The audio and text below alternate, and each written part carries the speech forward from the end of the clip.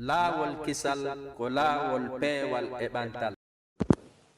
إن الحمد لله نحمده ونستعينه ونستغفره ونعوذ بالله من شرور أنفسنا ومن سيئات أعمالنا من يهده الله فلا مضل له ومن يضلل فلا هادي له أشهد أن لا إله إلا الله وحده لا شريك له وأشهد أن محمدا عبده ورسوله يا أيها الذين آمنوا اتقوا الله حق تقاته ولا تموتن إلا وأنتم مسلمون يا أيها الناس اتقوا ربكم الذي خلقكم من نفس واحدة وخلق منها زوجها وبث منهما رجالا كثيرا ونساء واتقوا الله الذي تساءلون به والأرحام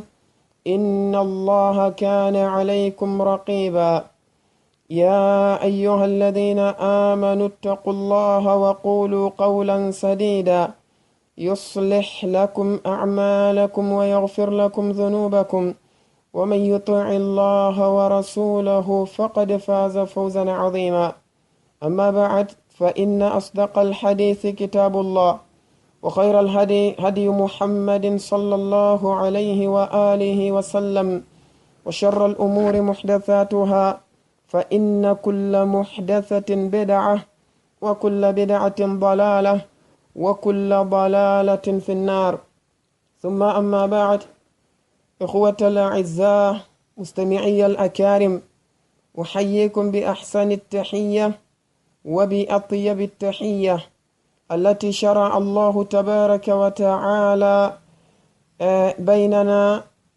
في الدنيا واختارها الله تبارك وتعالى واصطفاها لأوليائه في الجنان قائلا لكم السلام عليكم ورحمة الله وبركاته ونسأل الله جل وعلا أن يوفقنا لما يحبه جل ثناؤه ويرضى وهو ولي ذلك والقادر عليه ومولى أريد يتا الله سبحانه وتعالى كانكو الله تبارك وتعالى نيمن دو النيماجي مودي ونيمني النيماجي دودودي ونيمني النيماجي دي تواتكو كانكو الله تدودو مودو on tuwoni ko andi ittiri majji kanko allahu jalla wa ala o yurmini e yurmede yaajude no jeeha e ko ɓuri mawnude e nemaji ɗi kanko allahu tabaraka wa taala o nemini e dow meɗen faamingol en kaɗo dina islam faamingol en oɗo sunna nelaɗo on sallallahu alayhi wa alihi wa sallam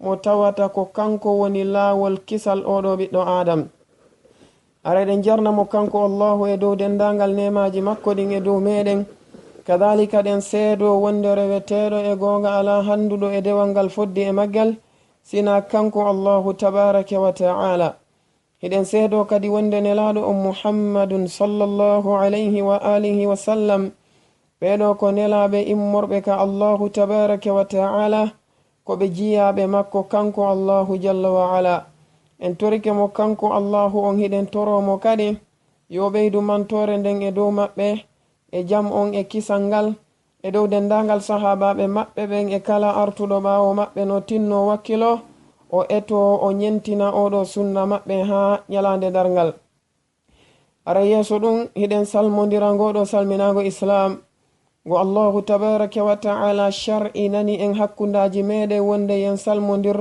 enen ɓeɗo yimɓe julɓe gomɗinɓe mo kadhalika o suɓi ɗum kanko allahu tabaraka wa ta'ala wonande ɓeɗo jiyaɓe makko tedduɓe waliyaɓe makko yiɗaɓe makko kander aljannaji makko aray yeeso ɗum insha allahu tabaraka wa ta'ala hande yewtere meɗen nden nde yiiloto e oɗo mawdu'u mo tawata unwanu makko on ko wasfu nnari wa adabi ahliha bima'na sifagol fingeɗo yiite e sifagol fi lette ɓeɗo yimɓe ɓe tawata ko yimɓe yiite jahannam eɗen andi wonde allahu tabaraka wa ta'ala o ɓanginani en ka qur'anare makko teddude fingeɗo yiite kadhalika nelaɗo on sallallahu alayhi wa alihi wa sallam kamɓe kadi ɓe ɓanginani en ka sunna maɓɓe ka hadisaje maɓɓe fi ngeɗo yiite. Allahu tabaraka wa ta'ala o holli en ka nder qur'anare makko teddunde wonde kanko Allahu tabaraka wa ta'ala si tawi hawri yimɓe ɓen ɓe maayi ngal ɗo darngal ngal daroyike, kanko tabaraka wa ta'ala ko o waɗi ko werdeji ɗiɗi, ko imma neɗɗo on o yaha e gotel e ɗiɗo werdeji ɗiɗi, ko imma wonaka aljanna wa imma wonaka nder yiite. wano kanko Allahu tabaraka wa ta'ala o ɓanginirani en non ka nder qur'anare makko teddunde. kanko Allahu tabaraka wa ta'ala o wi en wonde ko fariqun fil jannati wa fariqun fis sa'ir, bi ma'ana fedde go ko yimɓe ɓe tawata ko yimɓe yahoyayɓe ka aljanna, kadhalika fedde go ɓen ɗon ko yimɓe ɓe tawata ko yahayɓe ka yiite. kanko Allahu tabaraka wa ta'ala o ɓanginani en e oɗo aya tedduɗo wonde yimɓe ɓen ko groupaji ɗiɗi ɓe wonata, ko imma yahayɓe ka yiite wa imma yahayɓe ka aljanna. ko ɗum waɗi si tawi Ali ibn Abi Talib radiyallahu anhu ɓe maaki, kamɓe Ali ibn Abi Talib tawi ɓe ɓanginande en oɗo fiyake, ɓe maaki wonde addaru darani fa daru na'imin idha amilta bima yurdi l-ilah fa in khalafta fannaru. ɓe maaki wonde ko ayyo ɓiɗɗo adam andu si tawi hawri a maayi, Allahu tabaraka wa ta'ala o immintinoyima nyalande darngal, andu haray galleji ɗin ton ko galleji ɗiɗi, bi ma'ana werdeji ɗin ton ko werdeji ɗiɗi. ɓe maaki fa daru na'imin idha amilta bima yurdi l-ilaha, haray dey ko galle ɗe tawata ko hebbinaɗe neema, werde nde tawata ko hebbinade teddungal e weli e foti woni aljanna. ɗum ɗo ko si tawi hawri ka gurdam maɗa aduna ɗo a golli ko weltinta oɗo reweteɗo e gonga woni joomi meɗen tabaraka wa ta'ala. ɓe maaki wonde fa in khalafta fannaru, kamɓe Ali ibn Abi Talib radiyallahu anhu ɓe maaki wonde si tawi non hawri an oɗo jiyaɗo a lundike ko weltinta kon Allahu tabaraka wa ta'ala, a golli ko tikkintamo kon kanko Allahu ko monintamo kon, ɓe maaki haray fannaru werde maɗa nden ko ngeɗo yiite jahannam. idan kanko joomi meɗen tabaraka wa ta'ala o ɓanginani en ɗum ka nder qur'anare makko teddunde. kanko Allahu jalla wa ala o ɓanginani en e ayeje go wonde ngeɗo yiite e hoore magge ko yiite nge tawata kanko Allahu o hebbinayge. o wi la amla anna jahannama min aljinnati wannasi ajma'in.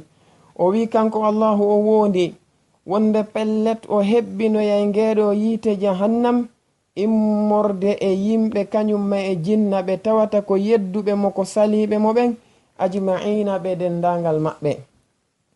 ɗum ɗo hebbingol makko kanko Allahu tabaraka wa ta'ala ngeɗo yiite jahannam, ɗum ɗo ko hunde nde tawata hinde mawni moƴƴa hinde hulɓini. sabu non honɗum ngeɗo yiite e hoore magge ko hunde nde tawata nde fanɗa. Allahu tabaraka wa ta'ala o waɗi yiite ngen bi ma'ana galle ɗe tawata ko galle yaajuɗe, galle molanaɗe, werde nde tawata ko werde janɗunde. ko ɗum nde Allahu tabaraka wa ta'ala o tippinno oɗo aya e dow nelaɗo on sallallahu alayhi wa sallam, ko o wiɗo wonde kalla idha dukkatil ardu dakkan dakka wa jaa rabbuka wal malaku saffan saffa.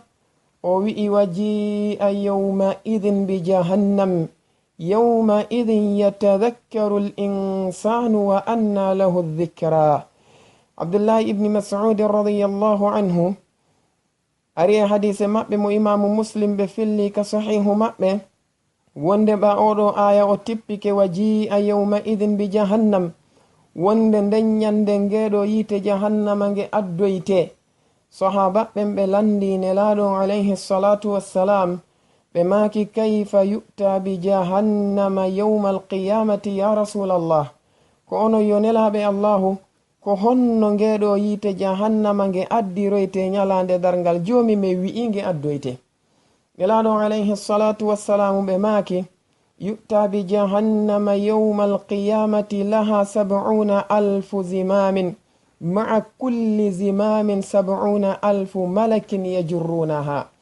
ɓe maaki kamɓe nelaɗo on sallllahu alayhi wa alihi wa sallam wonde ngeɗo yite jahannama nge joomi meɗen o wi'i nge addoyte.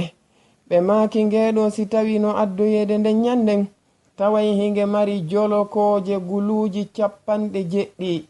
jolokowal gotal kala kadi tawete ko guluji 70 malaika woni ko jogiti ngal ɗon jolokowal fi poɗugol ngeɗo yite jahannama addange. yite ngen hinge mari jolokoje guluji 70 ɗe 70,000. e nder ɗen ɗon jolokoje 70,000 kadi ko malaikaɓe ɓe tawata jolokowal kala ko malaikaɓe guluji 70 ma'ana muɗum malaikaɓe 70,000 jogitoto jolokowal kala fi poɗugol ngeɗo yite jahannama addange ka allahu tabaraka wa taala yamirta ɗo yo nge wonu. ɗum ɗo ko ɓanginangol en wonde yite ngen no mawni hinge janɗi tele jomi meɗen o wondi wonde kanko subhanahu wa ta'ala o hebbinay ngeɗo yite jahannam. o ɗum waɗi si tawi ɓurɓe ɗuɗude ɓen e yimɓe ɓen ka hoore leydi ɗo ko yimɓe ɓe tawata ko yahayɓe yite jahannam. ɗum ɗo allahu tabaraka wa ta'ala no tabintinani en ɗum ka qur'anare teddunde nelaɗo on sallllahu alayhi wa alihi wa sallama ɓe tabintinani en ɗum ka sunna maɓɓe. ko waɗi oɗo iblisu alayhi la'ana oɗo mo tawata ko gaño allahu tabaraka wa ta'ala, mo tawata ko gaño baba e meɗen adama, gaño yumma meɗen hawwa, gaño wonande en enen tigi enen ɓeɗo ɓiɓɓe adam. oɗo iblisu alayhi la'ana ba allahu raɗike mo e yurmede makko nden o huɗimo kanko allahu.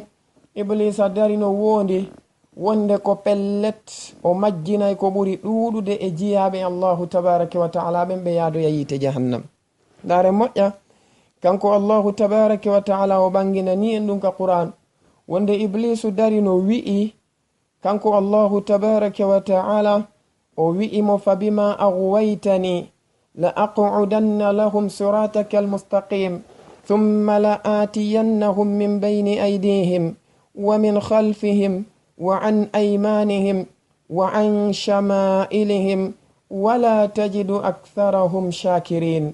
kanko iblisu alayhi la'ana o wi ko ayyo joomi an sabu oɗo adama mo tawata ko sabu makko majjinirɗalan, sabu makko raɗorɗalan e yurmede maɗa nden, sabu makko bonnirɗa kala golle ɗe mi gollannoma ko pellet min kadi mi wondi wonde geɗal ɓe oɗo ɓen mi joɗantoɓe ka lawol magol tawata ko yahaygol ka aljanna. kanko ni e geɗal ɓe makko ɓen mi joɗantoɓe e ngol ɗo lawol, mi ardana ɓe sengo yeeso mi majjina ɓe, mi ardana ɓe sengo nano mi majjina ɓe, mi ardana ɓe sengo nyamo mi majjina ɓe, mi ardana ɓe kadhalika sengo ɓawo kadi mi majjina ɓe. o wi wala tajidu aktharahum shakirin. jomi pellet a tawoyta nyalande dargal ɓurɓe ɗuɗude e maɓɓe ɓen ko yettuɓe nema ma. nyalande dargal sa immintinoyi ɓeɗo a taway pellet mi majjini ɓurɓe ɗuɗude ɓen ɓe woni salaniɓe ma an allahu tabaraka wa ta'ala. iblisu alayhi la'ana o wowlika e aya go allahu tabaraka wa ta'ala humpiti en ko o wowli kanko iblisa o wi la attakhidanna min ibadika nasiban mafruda. o wi wallahi ko ayyo allahu ɓeɗo jiyaɓe ma min kadi mi jogitoto e maɓɓe geɓal ngal tawata ko yonaygal ngal mi yadata e muɗum kader yite jahannam. allahu tabaraka wa ta'ala o holli en ka qur'ana tedduɗo wonde iblisa ko sikki kon ko o wowli ɗon kon o gongini ɗum ɗo e hoore yimɓe ɓen waɗi ɓurɓe ɗuɗude ɓen jokkimo hande. si daramay oɗo zamanu tawete ɓurɓe ɗuɗude ɓen ko yimɓe ɓe tawata ko jokkuɓe nahja shaitan lawol oɗo iblisu alayhi la'ana. ko waɗi allahu tabaraka wa ta'ala wi wonde walaqad saddaqa alayhim iblisu dhannahu fattaba'uhu illa fariqan min almu'minin. o wi iblisu alayhi la'ana oɗo o gongini e dow jiyaɓe am ɓen kanko iblisa ko o sikkuno kon ɓe jokkimo ɓurɓe ɗuɗude ɓen e maɓɓen siwana fedde go woni seeɗaɓe e gomɗinɓe ɓen. allahu ka ɓanginalngol en ko seeɗaɓe woni jaɓanayɓe mo ɓen. O wi wa qalilun min ibadiya shakur, no fanɗi ha feƴƴiti e jiyaɓe am ɓen yettayɓe nema an on, rewayɓe lam ɓen jogito laawol ngol mi wiɓe ngol yoɓe jogito. Ko waɗi noon nelaɗo on sallllahu alayhi wa alihi wa sallam kamɓe tigi ɓe makeni e hadise selluɗo wonɗo ka sahihayni, hadise ittaɗo e oɗo sahabajo tedduɗo abu saidin al-khudriyi radiyallahu anhu. kamɓe nelaɗo on sallllahu alayhi wa sallam ɓe maki ñalande dargal, si tawi yimɓe ɓen fo daroyke, allahu joomi meɗen jalla wa ala o noddey baba en meɗen adama o inna ya adam, ko ayyo adam. adama ɓe maka labbayka wa saadayka rabbi, ko ayyo joomi am mi notike ma, mi nananima ko ayyo joomi am miɗo heɗima.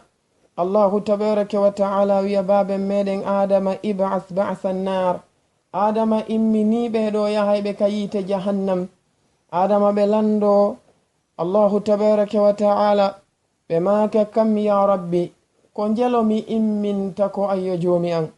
allahu wiya min kulli 1999 fil nari wa wahidun fil janna. o inna adama e nder ɓiɓɓe maɗa ɓen ɓeɗo e nder yimɓe wulure kala 999 ɓen ɗon ko yite jahannama yata, ko neɗɗo goto yata aljanna.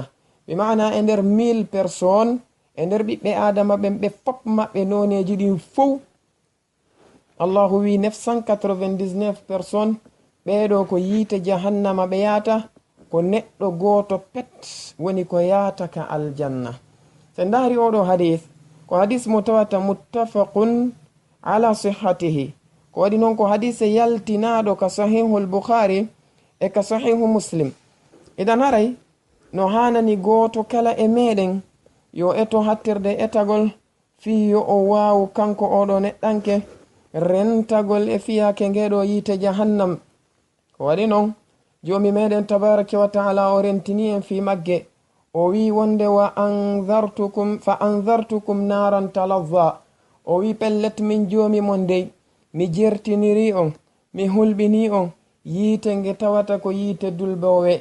kanko allahu tabaraka wa taala o wi en wonde fattaqu nnara allati uiddat lil kafirin, o wi hule dey ngeɗo yite rentoɗon e ngeɗo yite nge tawata ko yite maranage ɓeɗo yimɓe ɓe andanɗa hoorema, ko yimɓe yedduɓe allahu tabaraka wa taala, ko heferaɓe salaniɓe mo kanko allahu jalla wa ala.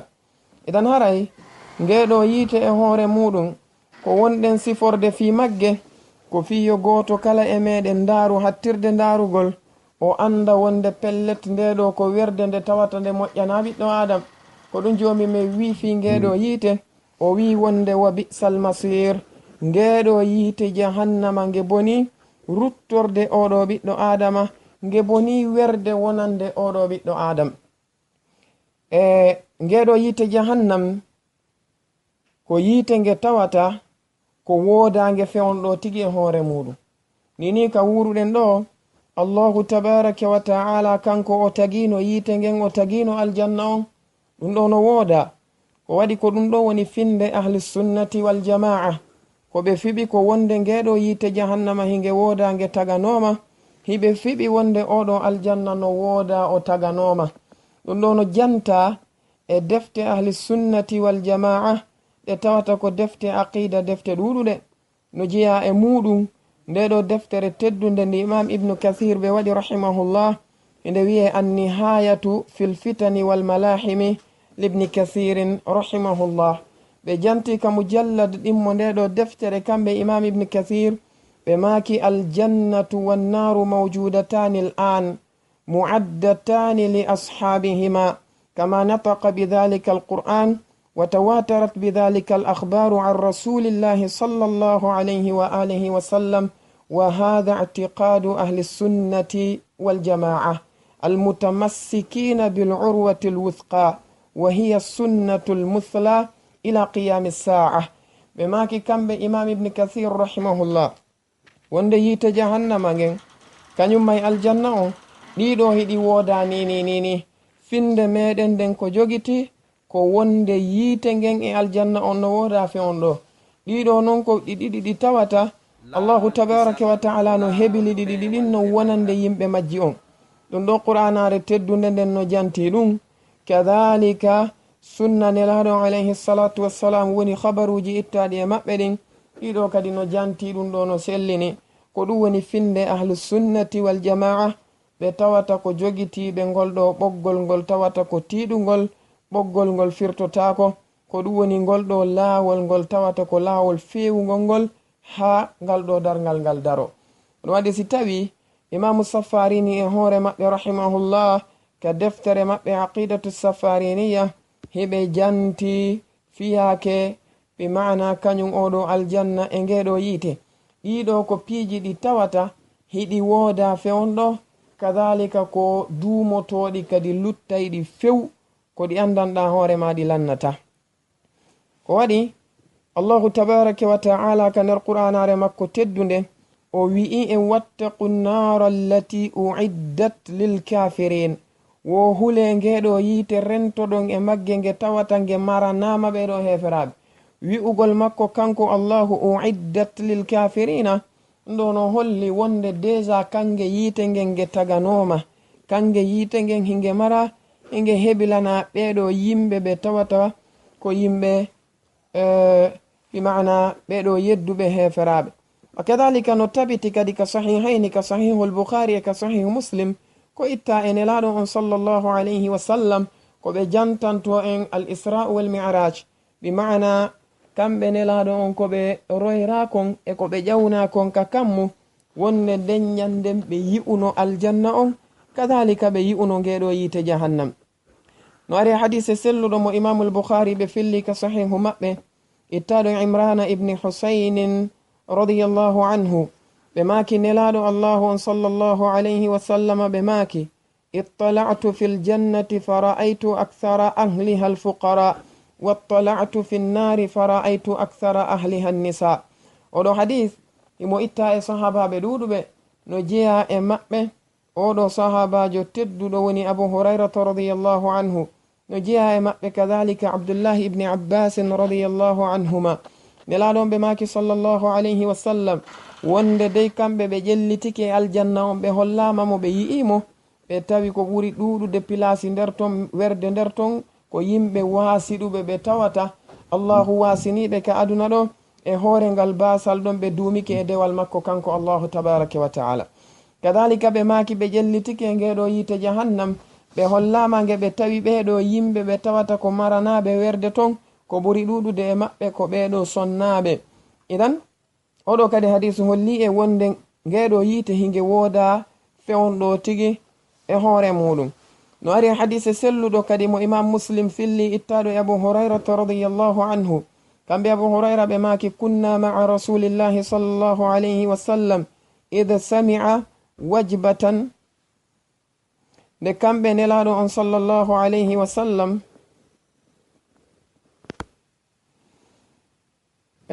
kamɓe abu hurairata radiyallahu anhu ɓe maki wonde hiɓe laatino hiɓe wondi e nelaɗo on sallallahu alayhi wa alihi wa sallam. kamɓe e ɓeɗo sahabaɓe ɓe maki nde ɓe nanno hito molanago faqala sallallahu alayhi wa alihi wa sallam atadruna ma hada. nelaɗo on sallallahu alayhi wa sallam ɓe landi sahaba ɓen ɓe maki e ɗon handi ko honɗum woni ngo hito ngo nanɗen ɗo, tawi ko hito tiiɗugo hito ngo tawata ko hito mawgo molanago. abu hurayra ɓe maki qulna allahu wa rasuluhu a'lam. ɓe maki men inni ko allahu on e nelaɗo makko on woni ko andi ko honɗum e hito ni. on sati nelaɗo on sallallahu alayhi wa alihi wa sallama ɓe maki hadha hajarun rumiya bihi fi nnari mundu 70 kharifan fa huwa yahwi fi nnari al'ana hatta intaha ila qa'riha. kamɓe nelaɗo on sallallahu alayhi wa alihi wa sallam ɓe maki wonde koko nanɗen hito muɗum ɗo ande wonde ɗum ɗo ko hito hayre ni nde tawata ko hayre buganode ka nder yiite jahannama gila hayre nden nde buga ka gayɗe yiite ton ɓe maaki heɓi duuɓi 70 timmuɗi tis kañum hayre nden no jindude gila ka fongo dow ɗo yo hewtoy ka ndanka ɓe maaki ko hande non woni ko nden ɗon hayre nde hewti ka ndanka yiite jahannam. kamɓe nelaɗon alayhi salatu wassalamu ɓe holli en wonde ngeɗo yiite jahannama goohinge wooda ko waɗi noon ɓangingol maɓɓe wonde ngon hito ɗon ko hito hayre ukkande ka yiite jahannam holli wonde yiite ngen no wooda.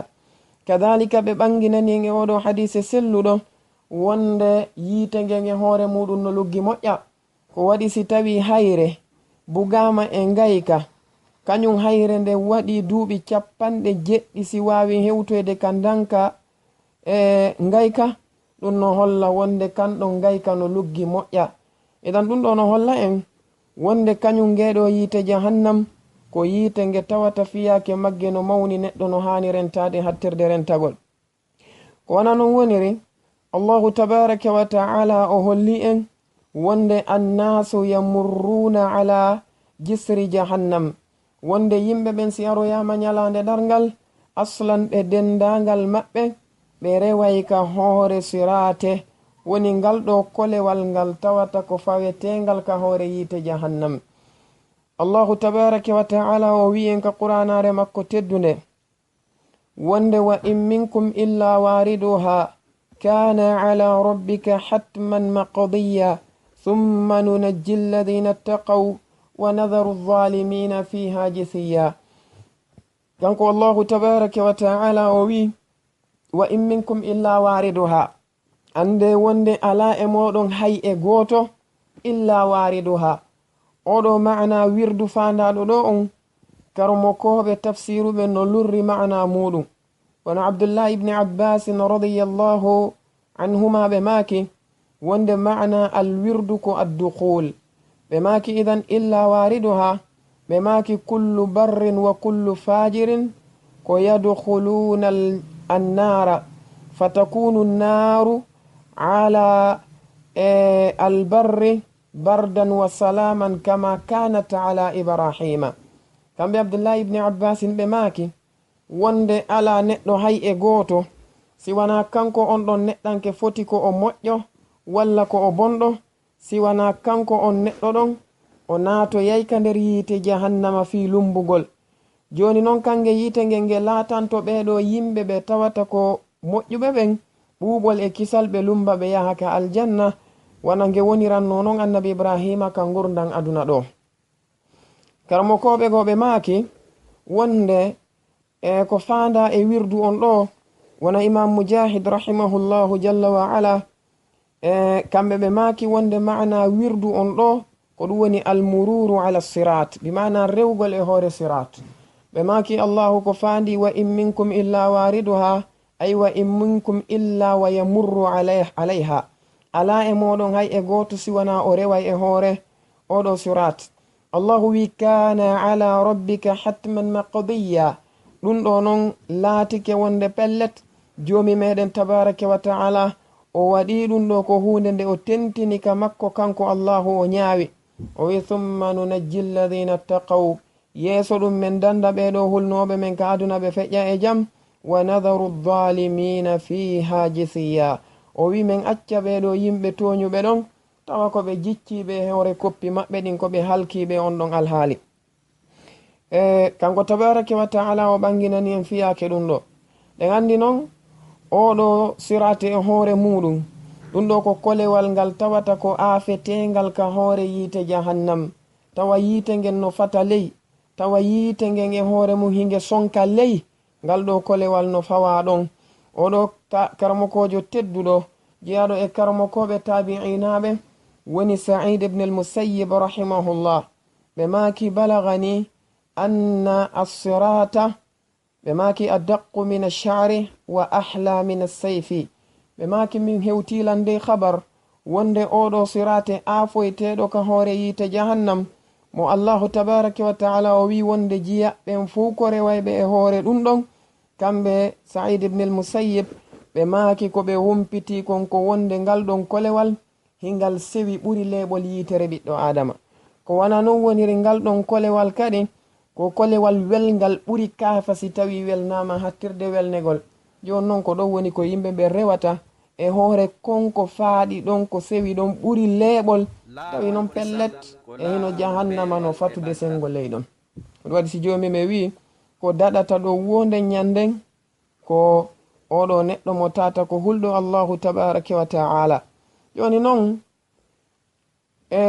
kañum oɗo surat wodi yoga e karmokoɓe yaruɓe wonde déjà yimɓe hefera ɓen aslan ɓen ɗon ɓe rewataka hoore surat. ɓen ɗon ko yimɓe ɓe tata ko naadoyteɓe ka yiite jahannama mubasharatan la yamurruna ala surat. wona cheikh ibni bas rahimahullah ko ɗum woni ra'yu maɓɓe on, wa kadhalika cheikh ibni uthaymin rahimahullah ko ɗum woni ra'yu maɓɓe on. kono imam ibnu rajab alhanbali rahimahullah ɓe maaki wonde julɗo e kefeero fof reway ɗon. julɓe yahayɓe aljanna ɓe jomiraɗo o danda ɓe, julɓe ɓe tawata ko yahayɓe ɓen ka yiite taw wattude e heferaɓɓen ɓen ɗon e hoore maɓɓe ɓe ukko ɗon. ɗum waɗi si tawi hawri ngal ɗon kolewal e hoore maggal ko ngal aafoytengal ka hoore surat.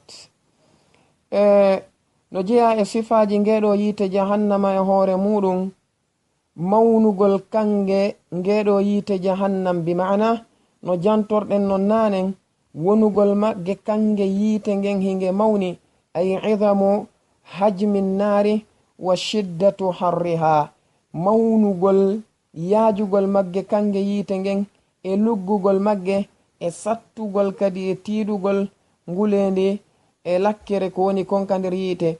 ndo kadi ko sifa mo tawata no sifa ka qur'anare teddunde, no sifa kadhalika ka sunna nelaɗo on sallallahu alayhi wa alihi wa sallam. waɗi noore hadis mo imam muslim fitli ittaɗo e abdullahi ibni mas'ud radiyallahu anhu, hadis mo jantiɗen on nanen ka nelaɗo on maaki ɗon sallallahu alayhi wa sallam wonde yiite jahannama ngen yiite ngen addu e teñalande dargal tawa hinge jogiti jolokoje guluji 90. hara jolokowal gotal kala ko guluji 90 malaika wengoto e ngal ɗon jolokowal pooɗa fi addugol ngeɗo yiite jahannam. eɗan ɗum no holla en wonde nge hayfa, no holla en wonde nge fanɗa, no holla en wonde hinge janɗi hinge mawni. kono woniri no ari hadise selluɗo mo imamul bukhari e imam muslim filli ittaɗo e anas ibni malikin radiyallahu anhu wonde nelaɗo on sallallahu alayhi wa sallam ɓe maaki la tazalu jahannamu taqulu hal min mazidin hatta yada'a rabbul izzati fiha qadamahu fataqulu qattun wa izzatika ɓe maaki wa yuzwa ba'duha ila ba'din. kamɓe nelaɗo alayhi salatu wassalam ɓe maaki yiite jahannama ngen nge sertata ñalande dargal hinge lando allahu tabaraka wa ta'ala si tawi no woodi ko ɓeydete ko nge maɗɗo, si tawi no woodi yimɓe yedduɓe mo kanko allahu salaniɓe mo, kanko allahu tabaraka wa ta'ala kange yiite ngen nge gayna fi ɓen ɗon, kange yiite ngen nge jogito alhaali maɓɓe on. waɗi allahu wi en yawma naqulu li jahannama halim talati wa taqulu hal min mazid. o wi ñande mi wi'anoyta ngeɗo yiite jahannam min inna ko an yo jahannama e a heewi, ko an yo jahannam e a ala joni werde wonande goɗɗo. allahu wi yiite nge nge inna hal min mazid, ene jomi tawsino woodi ɓeydeteɗo hay joni. hara no woodi hay joni yedduɗo ma salanima, si tawi hawri ɗum no tabiti hara hay joni miɗo mari pilasi makko, miɗo mari werde makko. nelaɗo o maaki yiite ngen nge sertata hinge wi'a hal min mazid tawsino woodi ɓeydeteɗo hatta yada'a rabbul izzati fiha qadama, ha kanko allahu tedduɗo mawɗo on o waɗa e kañum ngeɗo yiite jahannama teppere makko nden. si tawi o yaaɓinge ko on saati noon nge daroto nge wi'a qattun nge inna yoni wa izzatika mi wondiri teddungal mangal ko ayo jomi am. on saati kange yiite nge wa yuzwa ba'daha ila ba'din, on saati kange yiite nge nge takkindire hakkundaji magge nge sunna non nge ƴakka ɓeɗo yimɓe ɓe tawata ko yimɓe yeddunoɓe allahu naati e magge. oɗum waɗi si tawi hawri kange yiite ngen e hoore magge hinge sofi, hinge mari nokkeli ɗi tawata ko nokkeli wulɗi, nokkeli ɗi tawata ko nokkeli mawɗi. allahu tabaraka wa ta'ala o wi ka qur'anare makko teddunde fa khalafa min ba'dihim khalfun adaa'u as-salata wattaba'u ash-shahawati fasawfa yalqawna ghayya. o wi yimɓe goo lontike dey ɓe lonti ɓaawo ɓeeɗo yimɓe moƴƴuɓe tawi ko lontiɓe bomɓe ɓe yeebi julde nden ɓe woni ɓe juulata few. woɓɓe maɓɓe woni juulay waktuji goo acca waktuji goo, woɓɓe juulay waktuji ɗin fof kono ɓe juulataɗi e sa'a majji, woɓɓe goo e hoore muɗum ɗi waktuji ɓe juulayɗi e sa'a majji kono ɓe timminta ko hani e majji kon. o wi wattaba'u shahwati, ɓe jokki kadi tuuyo wonkiji maɓɓe ɗin, nyamugol riba, yarugol beere, waɗugol zina, moragol mesh, wujagol produit, heɗagol musique, ɓoragol ɓandu muɗum ɗum wonande sonnajo, feññina ngari muɗum kinka yaasi, feññina ɓandu muɗum ɗum ka yaasi, fitina ɓeɗo yimɓe gomɗinɓe Allahu tabaraka wa ta'ala. Allahu wi fa sawfa yalqawna ghayya, ɓeɗo ko yimɓe ɓe tawata ɓe bugoyte ɓe hawroya e ndeɗo nokkure ka nder yiite, nokkure no wiye ghayyi. ndeɗo non nokkure imam ibn kathir ɓe filli ka tafsiru maɓɓe wonde abdullahi ibni mas'udin ɓe maaki ko wiyete ghayyi ko waadin fi jahannama, ɓe maaki ba'idul qa'ri khabithu ta'ami, bi ma'ana ko aynde wonde ka nder yiite jahannam. ɗum non ko aynde luggunde moƴƴa, ko aynde nde tawata nyameteji mayre on kadi no soɓi, nyameteji mayre on no tuuni, nyameteji nden ɗon aynde no ñiddi. amma abdullah ibni abbas radiyallahu anhu ɓe maaki ko wiyete ghayyi ko waadin fi jahannam, ɓe maaki wa inna jahannama la tata'awwadhu billahi min harriha, ɓe maaki wonde aw min harrihi, ɓe maaki kamɓe abdullah ibni abbas radiyallahu an wonde ko wiyete ghayyi ɗum ko aynde wonde ka nder yiite jahannam, aynde nde tawata hakke ko nden aynde ɗo wuli, hakke ko nden ɗon aynde nde shofi. ɓe maaki wonde yiite jahannama ngen tigi toroto Allahu tabaraka wa ta'ala yo Allahu dandu yiite jahannama ngen e nden ɗon nokkure ko wuli kon e nden ɗon nokkure ko mari lette kon. jonnon jomi men wi'i en wonde yimɓe yeebay ɓe julde ɓen, ɓe juulirta no haniri non, e ɓe juulata ɓen few, e ɓe juulata ka hana juulede ɗon, ɓeɗo ko ton woni ko ɓe bugoyte. yimɓe jokkay ɓe tuuyoji muɗum ɗin tigi e hoore muɗum, ɓeɗo kadi e hoore mum ko ɗon woni ko ɓe bugoyte. no jeeya e ko ɓanginanta en fi sofugol e wulugol ngeɗo yiite jahannam, oɗo hadise mo tawata himo selli mo fillaka sahihayni, hadise ittaɗo e abu hurairata radiyallahu an, nelaɗo on sallallahu alayhi wa sallama ɓe maaki wonde narukum hadihi, e riwaya goɓe maaki naru bani adama allati yuqiduna biha juz'un min 70 juz'an min nari jahannam. qila ya rasulallah in kanat lakafiya, qala fuddilat alayhinna bi 69 juz'a kulluhunna mithlu harriha. kamɓe nelaɗo on sallallahu alayhi wa sallama ɓe maaki wonde ngeɗo yiite nge enen ɓeɗo ɓiɓɓe adama nge wonɗen gollirde ka aduna ɗo, wonɗen defirde, wonɗen sunnirde, wonɗen warbirde, kamɓe nelaɗo on ɓe maaki alayhi salatu wassalam ɗum ɗo ko peccum gotum, geɓum gotum e nder pecce 90 e yiite jahannama ngen. ɓe maaki ngeɗo yiite nge wonɗen gollirde ɗo, si tawi yiite jahannama ngen feccama pecce 90 ko peccum gotum ku woni ko hewti ka aduna ɗo. sahabaɓen ɓe maaki eyo nelaɗo allahu sallallahu alayhi wa sallam, ɓe maaki wallahi hara allahu ko kambiranno yimɓe ɓen ko ngenge jogiɗen ɗo tuntaw, wallahi ngeɗo tuyyonayi. ko waɗi ɗen andi ngeɗo se yii tanaji ko nge memi kontaw harana kange tigi sunni, ko ndiyam ɗan tawata, ko ndiyam ɗan kange yiite ngen nge warbi, se yii ɗum ɗon ko nge sunni, ko ɗan ɗon ndiyam sunni kon en tawa wallahi ko tana molanaɗo.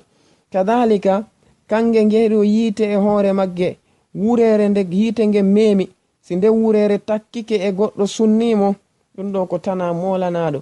feeruwal e hoore maggal si tawi ngal sofi ngal takkike e goɗɗo e sumi, ɗum ɗo ko tana molanaɗo, fadlan noon si tawi ko kange yiite ngen tigi sunni neɗɗo on mubasharatan.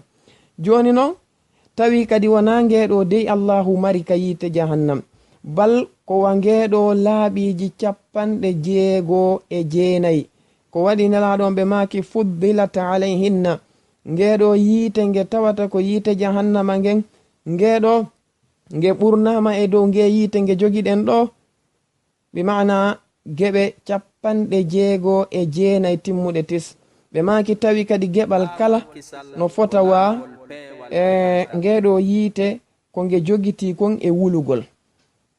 e riwaya go saɓe maki kamɓe nelaɗo on sallallahu alayhi wa sallam wonde nge yiite kun peccum gotu ƴetta kun ka yiite ton adda ka aduna ɗo kun addiraka no kun ɗettira non ɓe maki kun saƴƴitano ka bahru ka nder maayo laaɓiji ɗiɗi fi ha yo yimɓe ɓe wawu wondude e makko nga ko waɗi si tawi kun saƴƴitano kasi kun hewtino ɗo kun tayinayno aduna on e dendagal ko woni e makko. ko ɗum waɗi si oɗo Ka'ab sahabajo nelaɗo on alayhi salatu wassalam radiyallahu anhu nyande go Umar ibn al-Khattab radiyallahu anhu ɓe landino Ka'ab ɓe maki Ka'ab acci hulɓina en andintina en fi yiite jahannam no jiya e kamɓe Ka'ab ko ɓe makani Umar ibn al-Khattab radiyallahu anhu ɓe maki wallahi law anna jahannama fil mashriqi wa kunta anta fil maghribi ɓe maki wonde la yaghli aw la taghli dimaghuka min harriha ɓe maki kamɓe Ka'ab wonde wallahi ko ayu Umar ibn al-Khattab amir al-mu'minin si tawi hawri yiite jahannama nge woni ka funnage an a woni ka hirnage nge yaltinama ɗon tawa kadi ko yeru ko andanɗa hoore ma ko yeru ko yalti e buddungo kunni lakkere muɗum nden tun ɓe maki wallahi mi wondiri allahu on ngandi maɗa ndin ko ayu Umar ndi warboto ka dariɗa ɗon ka hirnage ndi warbo ha ndi ila ndi yaltira ka kine maɗa sabu ko tawi ko yiite jahannama ngen no wuli nge sofi. joni ɗum ɗo ko si tawi hakkunde neɗɗo on e magge woni funnage kañum may hirnage ɗum kadi wanage fo magge dey ko buddunni tufete ɗum ɓe maki la yaghli dimaghuka ya amiral mu'minina min harriha ɓe maki kange yiite ngen e hoore magge si tawi alhaali mo woniri non ko pellet ngadi maɗa ndi warboto ndi taya ha ndi yaltira ka kine maɗa. no jeeha e sifaji ngeɗo yiite jahannam ko allahu tabaraka wa ta'ala sifani en e ko nelaɗo on sallallahu alayhi wa sallam ɓe sifani en fi abwabu jahannam dambuɗe ɗen ka yiite jahannam. allahu tabaraka wa ta'ala o wi ka qur'anare makko wa inna jahannama la maw'iduhum ajma'in laha 7 abwabin likulli babin minhum juz'un maqsum. kanko allahu o wi ngeɗo yiite jahannama dey ko nge kamba ko nge kambiranage marana dendangal ɓeɗo yimɓe jokkuɓe iblisu alayhi la'ana. kanko allahu o wi yiite ngen non no mari dambuɗe jeɗɗi damal gotal kala e ɗen ɗon dambuɗe jomi meɗe wi no mari kadi geɓal ngal tawata ko natiray ngal ɗon geɓal ngal tawata ko feccangal.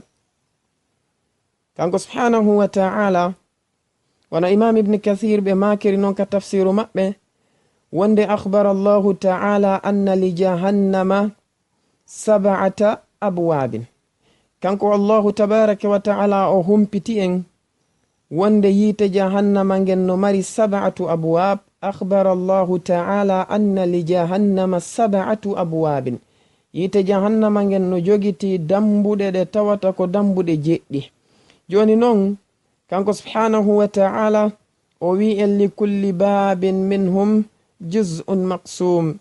kamɓe imam ibn kathir ɓe maki ay qad kataba li kulli babin minha juz'an min atba'i iblis yadkhulunahu la mahida lahum anhu ajarana allahu minha. kamɓe imam ibn kathir ɓe maki allahu windi o tabintini wonde ɗen ɗon dambuɗe jeɗɗi damal kala no mari geɓal yimɓe natirayɓe ɗon ɓe tawata ko jeyaɓe e min atba'i iblis jokkuɓe kañum iblisu alayhi la'ana. ali ibn abi talib imam ibn kathir ɓe maki wonde kamɓe ali ibn abi talibin ɓe makuno abwabu jahannama ko 7 ba'duha fawqa ba'din. ɓe maki kamɓe ali ibn abi talib wonde pellet dambuɗe yiite jahannama nge wona jomi men wi'iri non ko dambuɗe jeɗɗi damal ko no e hoore ngala ko non woniri kanɗe dambuɗe ɗen hakkunde majje ha timmi dambuɗe jeɗɗi. kamɓe imam ibnu kathir hayɓe eggini konngol oɗo karmokojo tedduɗo imam ibnu jurayjin, kamɓe ɓe maki 7 abwabin awwaluha jahannam thumma laza thumma alhutama thumma sa'ir thumma saqar thumma aljahimu thumma alhawiya. kamɓe imam ibnu jurayj ɓe maki wonde ɗiɗo giiteli ɗi dambuɗe ɗeɗo dambuɗe jeɗɗiɗe jomi meɗen jantani en ɗo, eno alhaali majje on no woniri no. awwaluha jahannam, damal arana ngal woni parti arano on ka yiite ko jahannama, ko ɗon ɓuri hayfude, ko on ɗo woni dow. ko waɗi yiite ngen kañum ko gayɗe waɗi, ko iwgol dow yaha ley.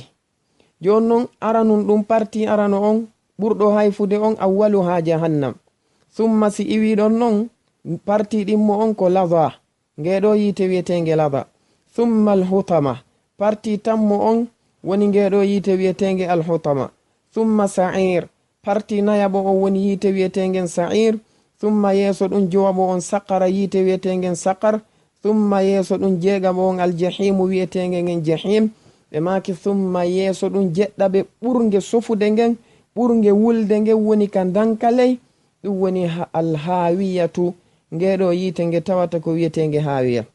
iɗan haray ɗum ɗo koko yowodiri e kañum dambuɗe ngeɗo yiite jahannam nge allahu tabaraka wa taala kambirani ɓeɗo yimɓe yahayɓe yiite jahannam.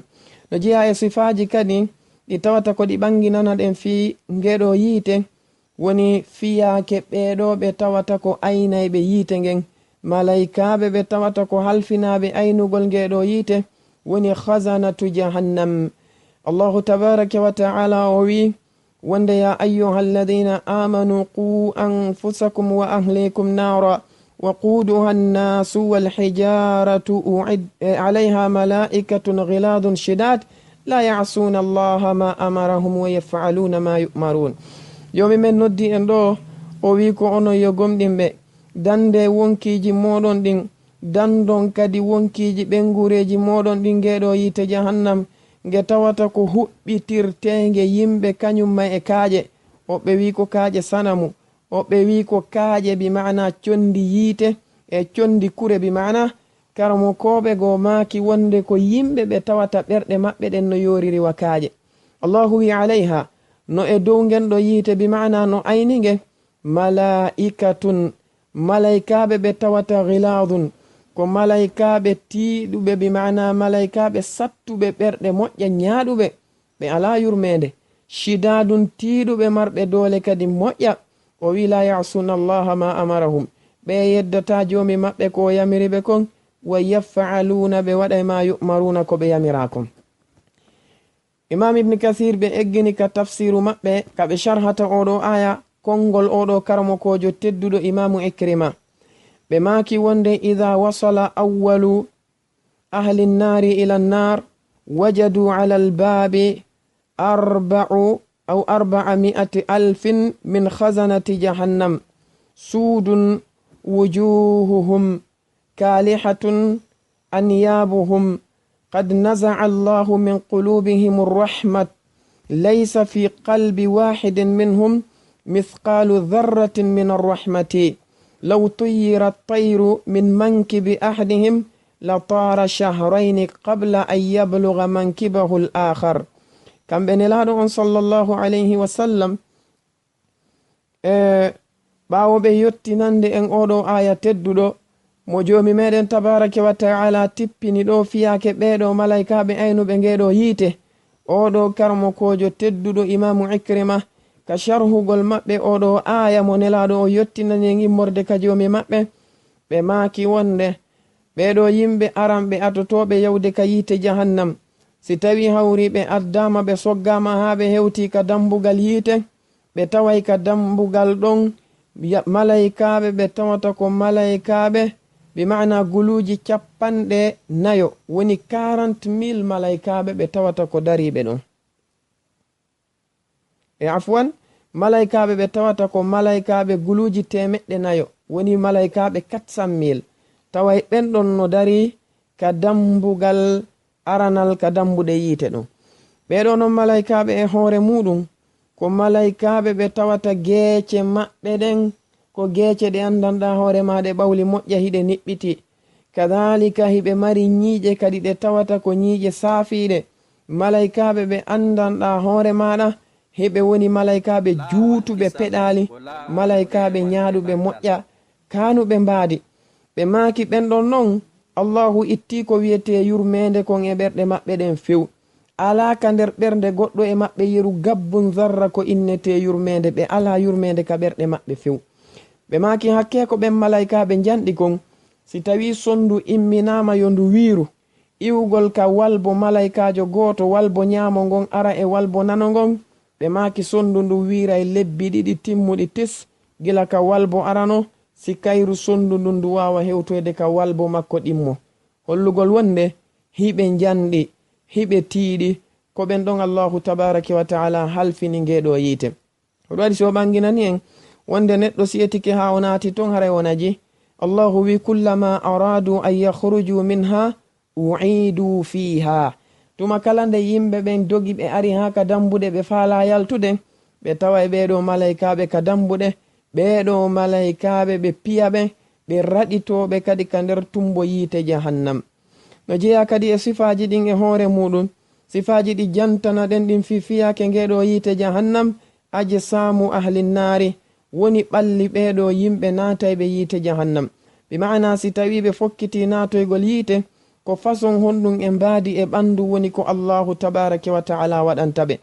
kanko allahu o wi en ka qur'anare makko teddunde, inna alladhina kafaru bi ayatina sawfa nuslihim nara kullama nadijat juluduhum baddalnahum juludan ghayraha liyadhuqu al'adhab inna allaha kana azizan hakima.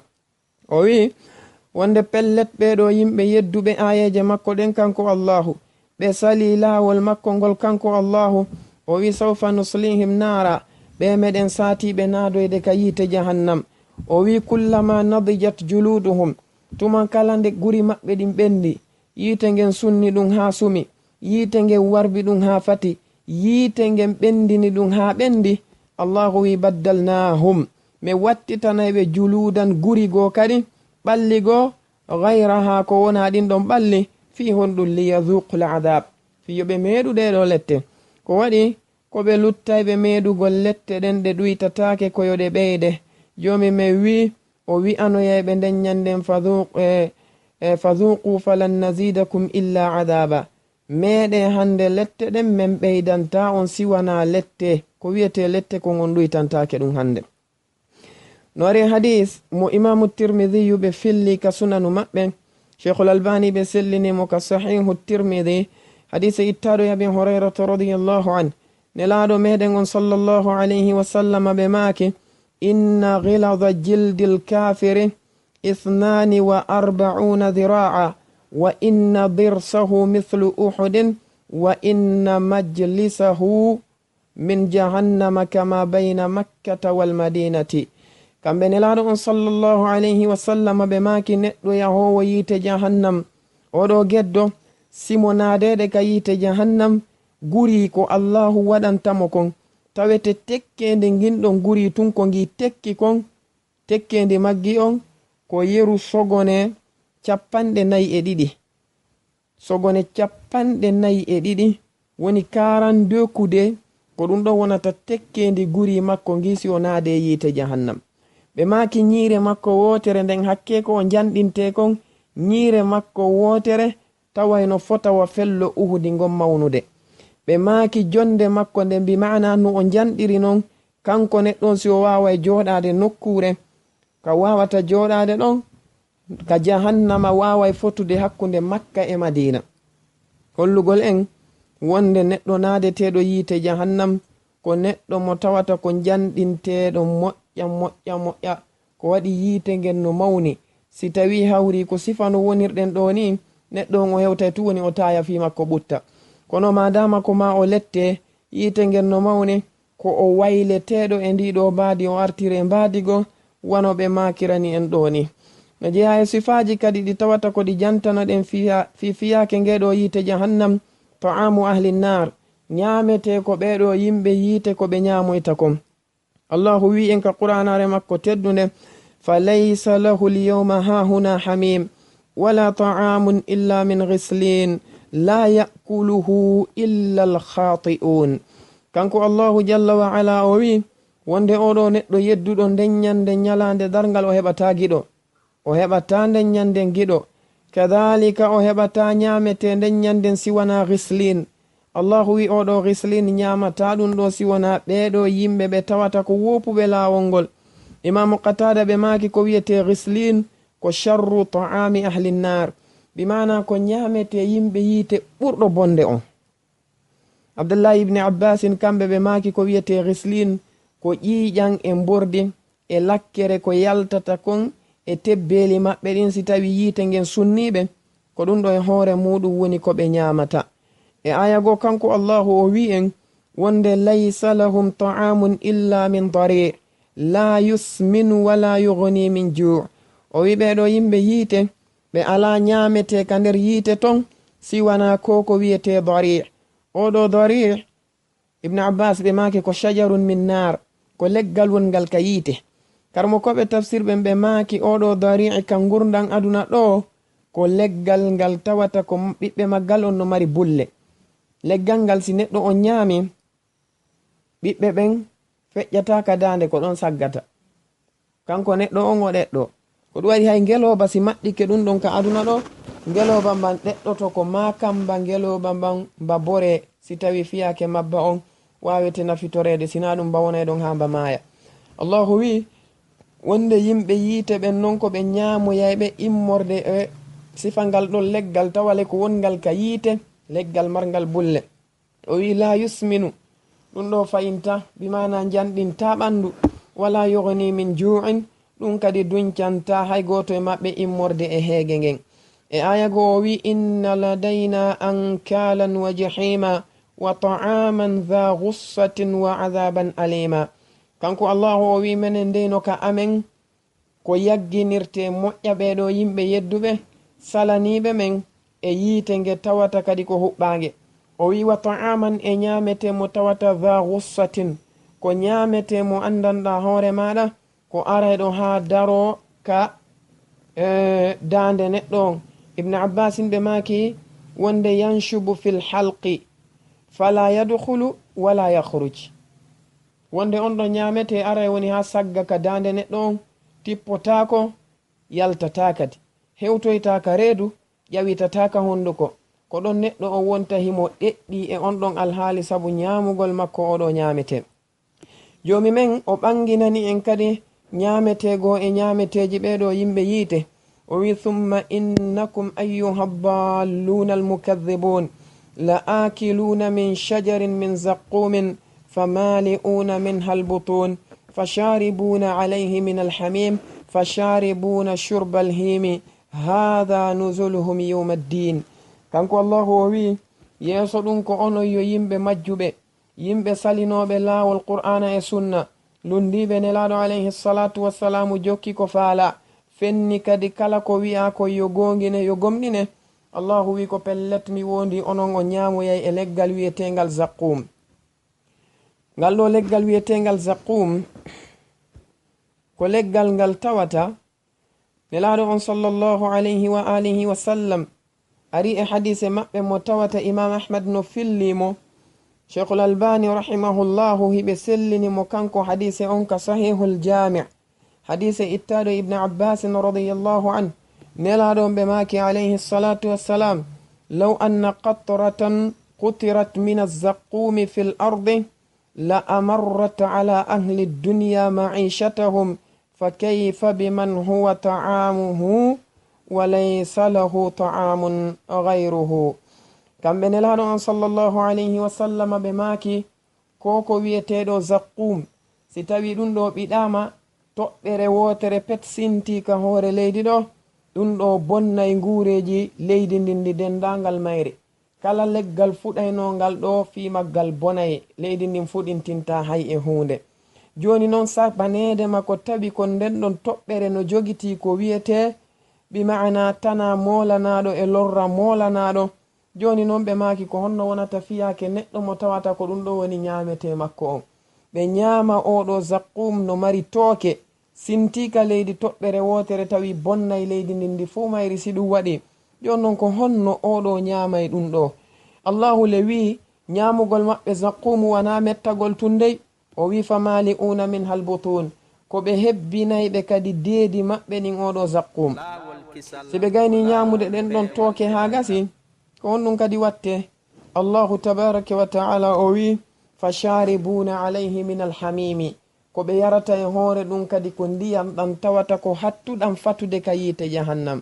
ɗum kadi ɓe yarirta dey yarugol on tigi belƴino o fowto ha kadi si o maɗɗo. fasharibuna shurbal him jomi me wi ɓe yaray kadi ɗum tawa ko yarande ngeloba ɗon ɗamba. ɓe gandi ngeloba si ari yarugol surtout simba ɗonɗa simba ugginike fayda no neba ko ɗuuɗi si kamba ngeloba mbamba ɓanto ko ɗum ɗo woni ñamete maɓɓe kamɓe ɓeɗo yimɓe yiite jahannam. no jeeya ko sifane ɗen fi alhaali yiite ngen ko ko wiyete sharabu ahlinnar njaram maɓɓe ko ɓe yarata kon kamɓe yimɓe yiite ngen. allahu wi min waraihi jahannam wa yusqa min ma'in sadidin yatajarra'uhu wala yakadu yusighuhu wa ya'tihi almautu min kulli makanin wama huwa bimayyit o wi wa min waraihi adabun ghaliz. kanko allahu tabaraka wa ta'ala o wi wonoyay ɓawo oɗo neɗɗo mo tawata ko neɗɗo yedduɗo allahu tabaraka wa ta'ala ngeɗo yiite jahannam ɓe mana himo kaduna ɗo yo anduno habbimo ngeɗo yiite jahannam ngeɗo no yeeso makko. o wi wa yusqa o yarnoyte nder ton kadi mimma indiyam ɗam tawata sadid ko ƴiƴan e mbordi. o wi yatajarra'uhu kanko neɗɗo o woɓay ɗum ka nder hunduko makko tawa o falaka moɗude kono noon allahu wi wala yakadu yusighuhu o wawata kanko neɗɗo on ɓattade ɓennugol ɗan ɗon ndiyam tawa koye hoore newede o ɓennay tawa no satti ko waɗi yarugol ƴiƴan e mbordi ɗo ko hunde ñiddude ko hunde kanude. jomi me wi wa ya'tihi almautu min kulli makan mayde nden sababuji mayre ardanay mo nokkeli ɗin fuu kono wama huwa bimayyitin o mayataka o woni ɗon ko ɓe innete ko innakum makithuna onon ka nder yiite ɗo ko on ñiɓayɓe ɗo. allahu wi la yamutu fiha wala yahya o mayata ton o wurata ton gurdan newiɗam. ɗum ɗo ko hunde nde tawata ko hunde hulɓinide. oɗo assadid imam mujahid imam ikrima ɓe maki ko ɗum woni alqayhu waddam bi mana ko ture molanade kañum may ƴiƴam woni ko jillidirte ko ɗum ɗo woni ko ɓe yarata nder ton. e aya go ka ɓangingol njaram maɓɓe ɗan o wi wa suquma an hamiman faqatta'a am'a'ahum woɓe yarnete ka nder yiite ton ndiyam ɗan tawata ko wulɗam moƴƴa ɗan ɗon ndiyam ɗan taƴa tetekki maɓɓe kinki fuu majji. si on tigi yari ɗum ɗon naati ka nder reedu taƴay kala tettegol ko o jogiti ton ko waɗi ndiyam ɗan no wuli hattirde wulugol. e aya go o wi inna a'tadna lidhalimina nara ahata bihim suradiquha wa in yastaghithu yughathu bima'in kalmuhli yashwi alwujuha bi'sa ash-sharabu wa sa'at murtafaqa. o humpiti e wonde ɓeɗo yimɓe yiite si tawi ɓe ɗon ɗama ka nder yiite ton ɓe torike joomi maɓɓe tabaraka wa ta'ala yo faabo ɓe o jonna ɓe njaram ɗam ɓe yarata e hino ɓe ɗon ɗama moƴƴa o wi ɓe faaborte ndiyan ɗan tawata ko fatuɗan hattirde fatugol tawa ɗum no way wasila honcinaɗo no fati hattirde fatugol. o wi ɗum ɗo ñortay guri tiiɗe maɓɓe ɗin guri geece maɓɓe ɗen karmo koɓɓe maaki hakke ko ndiyan ɗan wuli kon si ɓe ɓanniɗan ɗo ndiyan fi yarugol ɗan ndiyan ɗan ko wuli kon ñortay guri ɗin ka geece maɓɓe si tawi hawri ɓe waway yarde ndiyan ɗan ko ɗum allahu wi bi'sa sharabu ko pellet ɗan ɗo ndiyan ɗan ɗo jaram boni jaram wa sa'at murtafaqa ngeɗo yiite boni wonunde oɗo ɓiɗɗo adam. no jeeya e sifaji ɗi jantana ɗen ɗin fi ko wiyete kon malabisu ahlinnar ɓornateri maɓɓe kamɓe ɓeɗo yimɓe yiite jahannam. allahu ta'ala o wi en ka qur'anare makko teddunde wa tara almujrimina yawma idin muqarranina fil asfadi sarabiluhum min qatranin wa taghsha wujuhahum an-nar. kanko allahu jalla wa ala o wi nden ñanden ayi ay bomɓe bandiɓe ɓen yamaynoɓe ko harmi yaraynoɓe ko harmi gollaynoɓe ko harmi ɓornotonoɓe ko harmi tawa ɓeeno jolokano waɗa e kaɓɓi hiɓe ɓannidira. O wi sarabiluhum ɓornateri maɓɓe ko ɓe ɓornoto ko nden nyanden, tuube maɓɓe ɗen e conci maɓɓe ɗin min qatiran. ɗum ɗo ko ittete ɗum e sila, ko sila woni ko moƴƴinirte ko ɗum ɓe ɓornoto. en andi noon sila e hoore muɗum, si yiite ɓattike sila nototo neɗɗo on hattirde notagol. yiite ngen si ɓattike sila on honcinayi sila on, conci maɓɓe ɗin koye ɗum ɗo iwata. allahu wi wa taghsha wujuhahum nnar, sudday kadi geece maɓɓe ɗen ngeeɗo yiite jahannam. e aya go o wi falladina kafaru qutti'at lahum thiyabun min narin yusabbu min fawqi ru'usihim alhamim. o wi ɓeɗo yimɓe yedduɓe ka yiite jahannam, ɓe taƴante conci ka yiite ton, tawa ko conci sila ko ɗum woni ko ɓe ɓornoto. o wi ndiyan kadi wulɗan ɗan gooɓe yaray ɗan, ɗiɗi kadi hattata ɗon kanɗan ndiyan ɗan ko hibbeteɗan kadi e hoore koye maɓɓe ɗen. ndiyan ɗan hibbete e hoore maɓɓe tawa ko wulɗan, balɓe fubbinte kadi e nder ɗan ɗon ndiyan. allahu wi yatufuna baynaha wa bayna hamimin an. no jeeha e sifaji ko jantana ɗen fi ngeɗo yiite bimana firashu ahli nnar, woni ndaɗɗule maɓɓe ɗen kamɓe ɓeɗo yiite jahannam, ndaɗɗule maɓɓe ɗen nder ton. allahu o wi en lahum min jahannama mihadun wa min fawqihim ghawash wa kadhalika najzi zalimin. kanko allahu tabaraka wa taala o wi no wodani ɓe kamɓe ɓeɗo yimɓe yiite ka nder yiite jahannama ton ndaɗɗule. ɗeɗo ndaɗɗule oɗo mihad, oɗo karmokojo muhammad ibnu ka'b al-quradi ɓe maaki ko faanda e mihad kon ko ɗum woni bima'ana al-firash, woni ndaɗɗule maɓɓe ɗen kamɓe ɓeɗo yimɓe yiite. kanko tabaraka wa ta'ala o waɗani ɓe ɗum ɗo ka nder yiite jahannama ton. o wi e aya go lahum min fawqihim dhulalun min annar wa min tahtihim dhulal dhalika yukhawwifu llahu bihi ibadah ya ibadi fattaqun. wono yay sengo dow maɓɓe ɗowdi immorde ka yiite tawa ko ɗowdi sunnayde kadi, kadhalika wonay sengo ley maɓɓe kadi ɗowdi ndi tawata ko ɗowdi sunnayde. allahu wi ko ɗum ɗo o woni hulɓinirde jiyaɓe makko ɓen fiitaɓe yeddumo. o noddi en o wi ko onon yo jiyaɓe an hulelan min joomi moɗon tabaraka wa ta'ala. no jeeha e tanaji e sifaji ko joomi meɗen jantani en fiyake ɓeɗo yimɓe yiite, wonde ahlun nari yal'anu ba'duhum ba'da, kamɓe yimɓe yiite ngen nder ton koɓe huɗidirayɓe hakkundaji maɓɓe. o wi wonde qala dukhulu fi umamin qad khalat min qablikum min aljinni wal insi fi nnar kullama dakhalat ummatun la'anat ukhtaha hatta idha daraku fiha jami'an qalat ukhrahum liulahum rabbana haula'i adalluna fa'atihim 'adhaban dhi'fan min an-nar qala likullin dhi'fun walakin la ta'lamun wa qalat ulahum li ukhrahum فما كان لكم علينا من فضل فذوقوا العذاب بما كنتم تكسبون. الله تبارك وتعالى وي ɓeɗo yimɓe ko wiyanoyteɓe yoɓe naatu ka nder yiite jahannam, ɓe tawtoya ton ɓeɗo aditiɓe ɓe immorde e yimɓe kañumma e jinnaji. o wi sakkitiɓe naatude ɓen si naati ɓe tawi attiɓɓen ton, ɓe daroɓe inna ɓe wonde joomi amen pellet ko ɓeɗo tigi woni yimɓe ɓe tawata ko majjinnoɓe men ɓen. min torikema allahu, accu sowana ɓeɗo lette ɗen mawninaɗe e dow maɓɓe. ko waɗi noon ko kamɓe woni ko wonannomen sabu ha men majji. allahu wiyaɓe wonde goto kala e mon no mari cowale yiite ngen ɗo. kamɓe attiɓe natude ɓen ɓe wiyana sakkitiɓɓen ɓe inna ande ka nder yiite ɗo on ala ɓural e dow amen, on tedda ɓurɗon men, en fuu ko en jasuɓe yedduɓe allahu meɗe lette ɗen ko waɗi on faggitino bonoji molanaɗi. ɗum ɗo ko hollugol e wonde ɓe maritana molanaɗo ɓe huɗidiray ton. e aya go o wi wa qalu rabbana inna ata'na sadatana wa kubara'ana fa adalluna sabila rabbana atihim di'faini min al'adabi wal'anhum la'nan kabira. ɓe daroto ɓe inna ko ɓeɗo tigi woni ko men ɗoftino, kamɓe kohoɓe amen e mawniraɓe amen, ɓe majjini men lawol ngol min tirti qur'ana e sunna. joomi men torikema min jeejima, accu sowana ɓeɗo lette ɗen kadhalika huɗanamen ɓeɗo kuddi ndi tawata ko kuddi molanadi.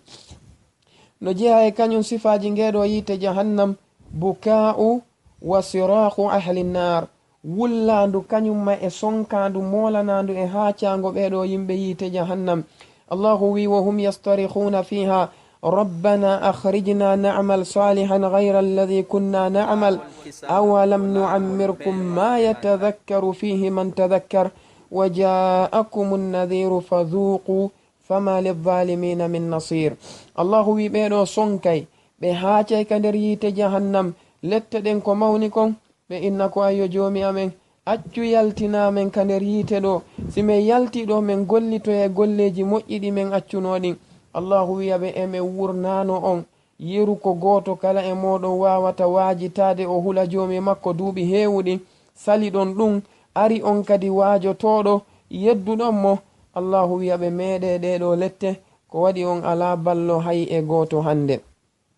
nelaɗo on sallallahu alayhi wa alihi wa sallam ɓe make hadise maɓɓe mo tawata ko hadise mo imam ibni maja ɓe filli ka sunan maɓɓe. sheikhul albani ɓe sellini mo ka sahihu ibni maja hadise ittaɗo e anas ibni malik radiyallahu anhu ɓe maki kamɓe nelaɗo on sallallahu alayhi wa sallam wonde yursalu lbuka'u ala ahli nnari fayabkuna hatta yanqati'a addumu'u thumma yabkuna addama hatta yasira fi wujuhihim ka hay'ati al-ukhdud ɓe maki law ursilat fiha sufnu la jarat. kamɓe nelaɗo on sallallahu alayhi wa sallam ɓe maki ɓeɗo yimɓe yiite ɓe wullay ɓe wulla ɓe haacaka nder yiite jahannama ton ha gonɗi maɓɓe ɗi lanna few. ɓe wullay ha gonɗi ɗin ɗi lanna, si gonɗi ɗin lanni kadi ɓe wulla ƴiƴan tawa ko ƴiƴan woni yaltude ka gite maɓɓe. ɓe maki ɓe wullay ha tawa si an daari geece maɓɓe ɗen laawi ka gonɗi ɗin e ka ƴiƴan ɗan rewata ɗon tawa waɗi gayɗe hara ɗum no waywa si tawi ko foseji. kamɓe nelaɗo alayhi salatu wassalam ɓe maki hakke ko ɓe wullata gonɗi kon, gonɗi ɗin ko ɗi ɗuuɗi kon ko pellet si tawi hawri laana woni batowal addama joɗɗinama e hoore gonɗi ɗin ɗon, batowal ngal ngal waway dogude e hoore gonɗi maɓɓe ɗin saba nedema ko kanɗi gonɗi ɗin ɗi woni kon gonɗi ɗi andanɗa hoore maɗa ko ɗuɗuɗi hattirde ɗuɗugol. wa hakada no jeeya ko joomi meɗen sifani en fi ngeɗo yiite jahannam salasilu wa aghlalu ahli nnar, kolomboje ɗen e jolokoje ko ɓeɗo yimɓe yiite ɓe marana kon. allahu tabaraka wa taala o wi inna a'tadna lilkafirina salasila wa aghlalan wa sa'ira. minen nde min marani ɓeɗo yimɓe ɓe tawata ko yimɓe yiite yimɓe heferaɓe jolokoje kañumma e kolomboje yiite huɓɓange. e ayago o wi wa amma man utiya kitabahu bishimali fayaqulu ya laytani lam uta kitabiya wa lam adri ma hisabiya ya laytaha kanat alqadiya ma aghna anni maliya halaka anni sultaniya. allahu yakhuduhu faghulluhu thumma aljahima salluhu thumma fi silsilatin dhar'uha 70 dhira'an fasluku.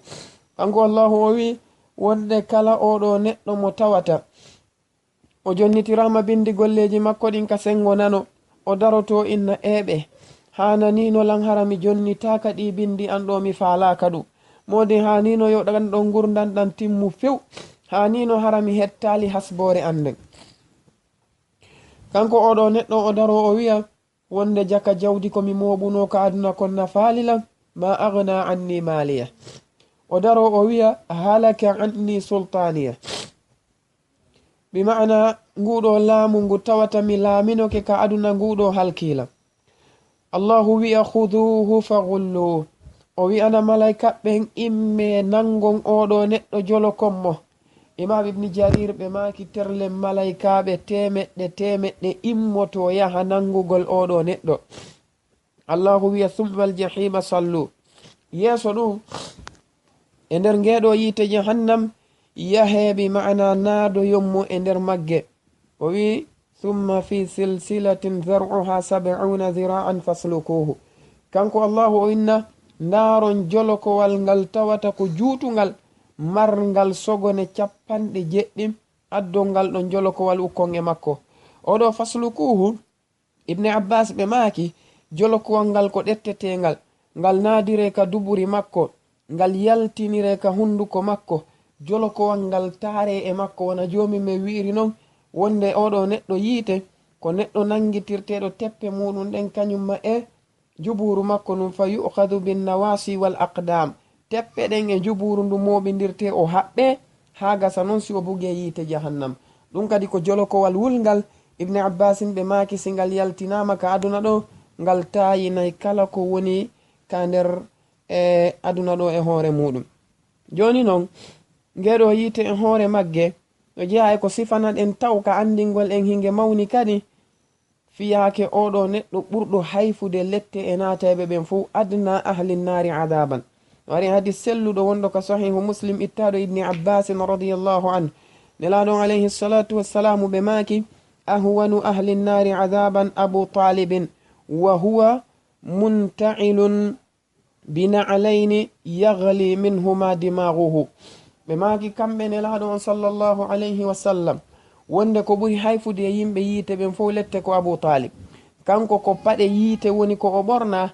ɓe maaki tawi noon hakke ko ɗum wuli kon tawete kanko ngandi makko ndin no fatude sabu ko tawi kon ɗum ɗon no wuli. ko oɗo noon ɓuri hayfude lette e dendagal yimɓe yiite ɓen ɓe fof maɓɓe. no jeehay ko jantana ɗen fifiyake ngeɗo yiite wonde annaru tunsi sahibaha naima duniya. yiite ngen e hoore mum nge yejjintinayi neɗɗo naadaɗo e magge nemaji ɗin ka aduna ɗo. si tawi goɗɗo woni hay siɗi hara ko kanko laami oɗo ndiɗo leydi ndi fof mayri o heɓi kala ko o heɓi ɗo e nema e jawle e dakammeji aduna, si o meeɗoyi yiite ngen o yejjitay kala nema ko o marno ka aduna ɗo. no ari hadis selluɗo mo imam muslim filli ittaɗo yanas ibni malik nelaɗo on sallllahu alayhi wa sallam ɓe maaki yu'ta bi an'ami ahli dunya min ahli nnari yawma alqiyama. ɓe maaki fa yusbagu fi nnari sabghatan thumma yuqalu yabna adam hal ra'ayta khayran qattun hal marra bika na'imun qattun fayaqulu la wallahi ya rabbi. ɓe maaki kamɓe nelaɗo on sallllahu alayhi wa sallam wonde neɗɗo addoyte ñalande dargal mo tawata ko jeeyaɗo e ɓuranoɓe neminede ka gurdan aduna ɗo kono ta ko yedduɗo allahu. si o mutinama mutinande wotere petka nder yiite jahannam on sati o lande o inne ko ayyo neɗɗo ene ha hande moƴƴere rewi e ma a yi'i moƴƴere ha hande nema rewi e ma o daro inna wallahi mi wondirima an allahu teddungal ma e mangural ma ha hande nema rewali an ha hande mi yi'ali moƴƴere. ka ɓangingol wonde si tawi neɗɗo woni o ndaari oɗo aduna e nemaji muɗum fawimo yeddugol allahu tabaraka wa ta'ala yo andu wonde kanko oɗo neɗɗo o heɓi tana molanaɗo tana mawnuɗo. no jiya kadi e ko sifana ɗen kon fi ngeɗo yiite jahannam wonde aktharu ahliha ko annisa ɓurayɓe ɗuɗude ɓen ka yiite ko ɓeɗo sonnaɓe.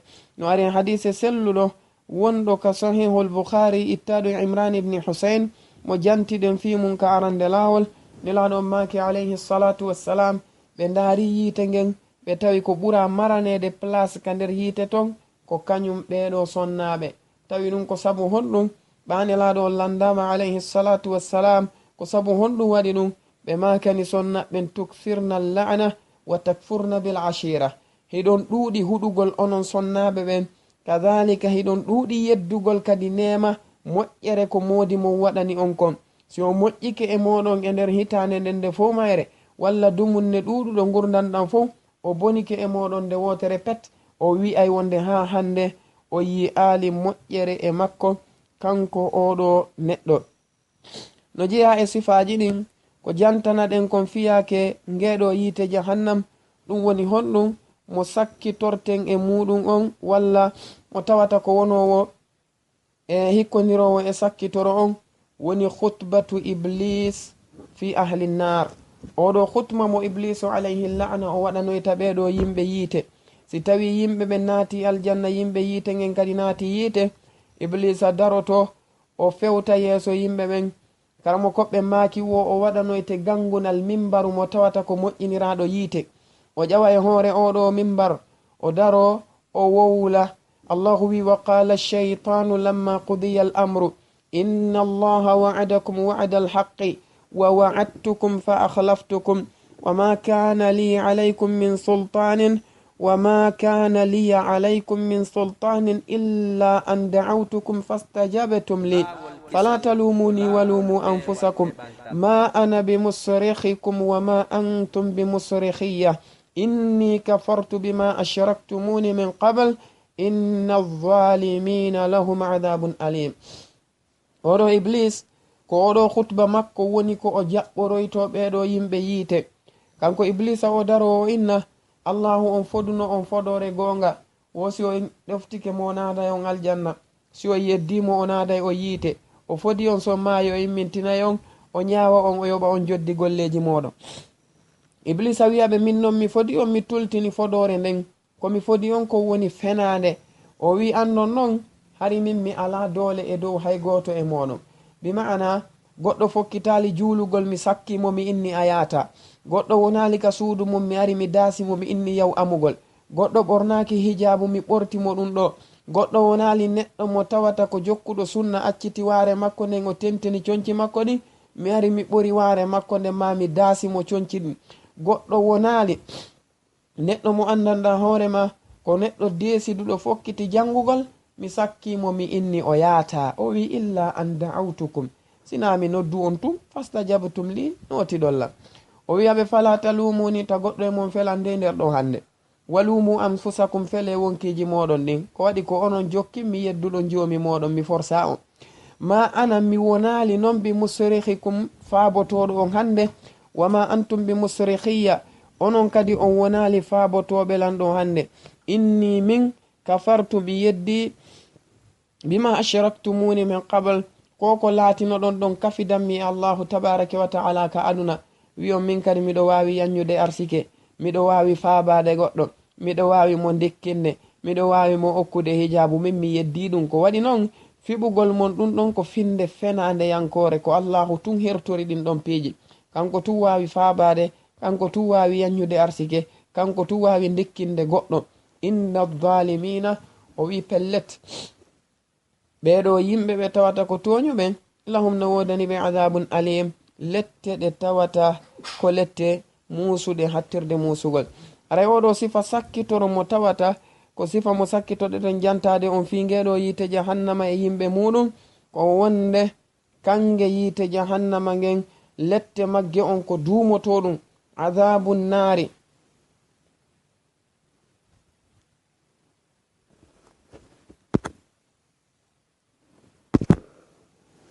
naam, haray ko sakkitoɗoɗen kon e muɗum inchallahu tabaraka wa taala ka jantagol ɗiɗo sifaji ngeɗo yiite e yimɓe muɗum, ko wonde adabun naari ko da'im. bi mana ɗeɗo lette sifaɗe fuu ka nder yiite ɗo wana lette ɗe tawata dey ko wonayɗe ha e sa'a, bal ko dumotoɗe few. allahu subhanahu wa ta'ala o ɓanginani e ɗum e ayeje ɗuɗuɗe ka qur'anare makko teddunde. kanko joomi meɗen tabaraka wa ta'ala o wi wa yatajannabuha al ashqa alladhi yasla an-nar al-kubra thumma la yamutu fiha wala yahya.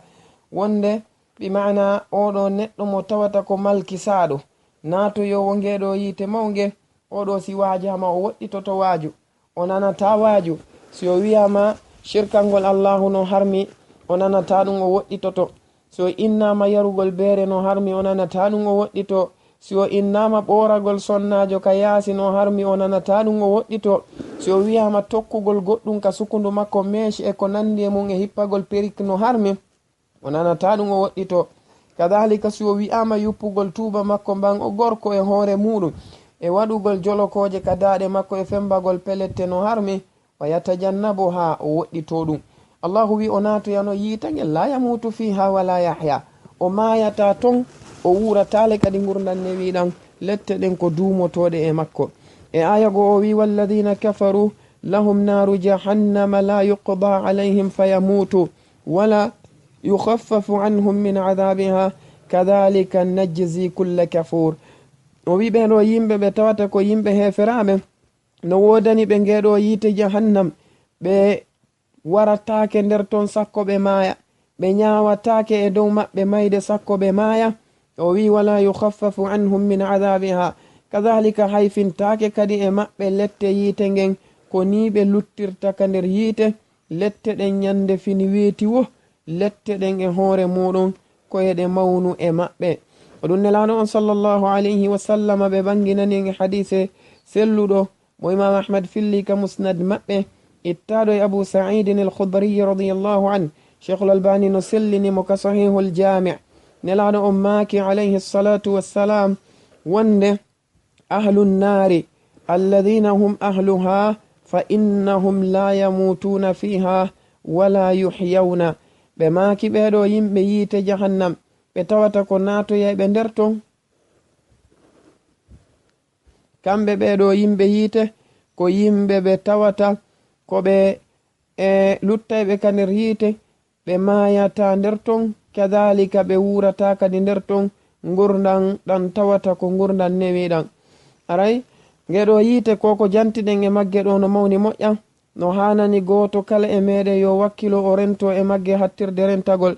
fama kana fihi min sawabin fa min allahi wahdah wama kana fihi min khata'in wa zalalin fa minni wa min ash-shaytan wallahu wa rasuluhu minhu bara. wa akhiru da'wana an alhamdulillahi rabbil alamin. wassalamu alaykum wa rahmatullahi wa barakatuh. laawol kisal ko laawol peewal e ɓantal.